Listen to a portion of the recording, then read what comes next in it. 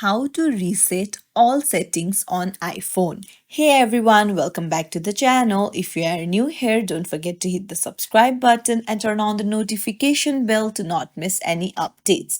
So if you're looking to reset all settings on your iPhone without losing any of your personal data, you're in the right place. So let's dive right in. First things first, navigate to the settings and then you'll need to go to General. Now scroll down and there you'll find transfer or reset iPhone, and then just tap on it and tap on reset, and here you'll find reset all settings option. So you just have to tap on it and then you'll be prompted to enter your passcode, and then you can do it and your phone will be reset.